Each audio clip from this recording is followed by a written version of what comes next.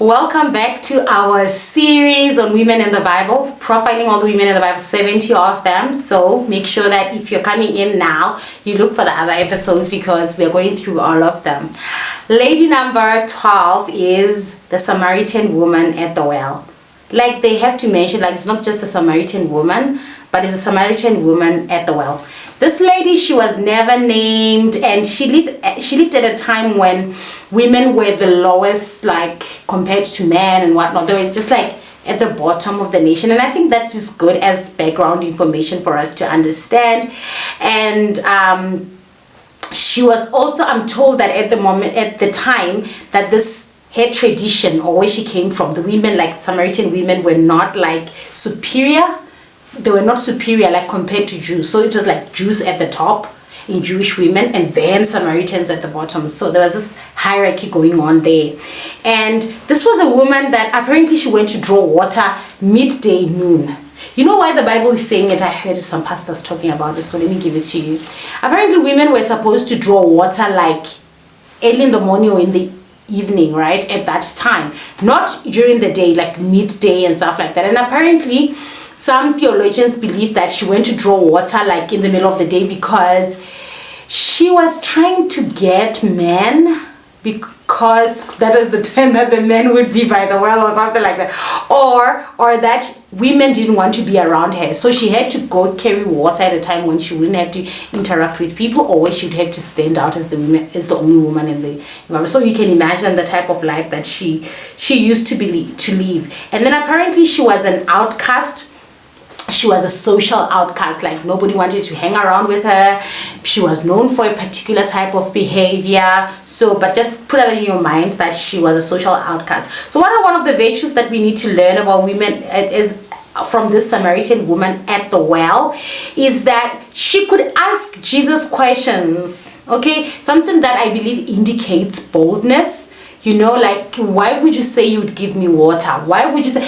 I believe that ability to ask questions, to seek understanding, to be able to probe someone who possibly has more information than you, that's a virtue. That's a virtue. So big up to the Samaritan woman at the well. And the other thing is that when Jesus started talking to her, telling her secrets, her nasty, dark stories, like, oh, the man that you are with is not really your husband. That's like someone telling you that you are an adulterer, and telling her even the ones, Jesus even said to her, even the ones that you're with were actually not your man. I mean, and she was there, she didn't move, like she stayed there to take in the hard feedback. And that's one amazing thing about this woman, is that she was able to stay put, to listen when someone is telling her something that is not okay about her. Like, that's a virtue, the ability to sit while you're being fried. Someone actually said to me the other day that when someone is giving you hard feedback, it's like someone's throwing gold at you. Like if you dodge, like then the gold just gets thrown away, but if you stay, like it hits you and you can catch it nice, like it's close to you, you know.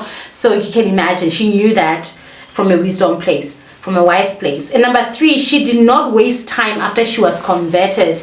You know, she offered her testimony. You know, this lady, after Jesus told her the stuff and then blah blah, she converted. I would call it conversion, like she became she started being a follower of Christ. Did you know that immediately after that happened, like that same time, that same day at the well, when she left as a new woman. She actually went around saying to people, hey, come see a man who told me the stuff that I do. I mean, this woman was saying, I used to do this, but I met a man who told me everything. I'm changed, I'm transformed. Immediately, you know, that's absolutely one of the most amazing things about this woman. Like, you transform immediately and you start talking about it, like you don't waste time or some stuff. But the downside about this woman is that she was with someone else's husband. Like she done been with someone else's husband, and like polyandry, sort of, she didn't just have one person like someone's husband, she had many of them. So I think that's just like lack of integrity. So reflection questions from the life and the story of this woman, the Samaritan woman at the well, is number 1, without using your name, how would people describe you? Because this woman was described in a particular way. We don't read about, like, we don't even hear the mentioning of her name anywhere. But she was described, you know. And the question is, do you know how people would describe you in your presence and in your absence, okay? And then number 2, how long have you been waiting to share your testimony? I believe there's something God has done for you, a transformation, like something that you used to be, and then now God has made you something. Like, how long have you been sitting on your testimony, and why are you not even sharing that testimony? Someone is depending on your testimony to use as inspiration for them to actually like feel energized to transform, right? So how long have you been waiting? All right. And last question, what actually is that transformation? What is that transformation? Would you use this opportunity right now in the comments to type out and tell us the one transformation that God has done for you, or the transformation that you have experienced since Jesus Christ became your Lord and Savior? Something that you can testify and share with other women. So please plug it in the comments. Would like to know what transformation you have experienced. What is the one thing that has happened since you met Christ? Let me see. What is the transformation that I think that is absolutely awesome that I have experiences and met with Christ? I used to be fearful, like someone who was just so scared of everything. At night, I would have nightmares. During the day, if a teacher calls me, I'm assuming I'm in trouble. If a pastor calls me, I'm assuming I'm in trouble. If my supervisor at work calls me, I'll assume I'm in trouble. If someone I was just fearful. I don't know whether, but you know what? God didn't give us the spirit of fear, but of power and love and of a sound mind. So I believe that was the devil's tactic to just like take away sound mind.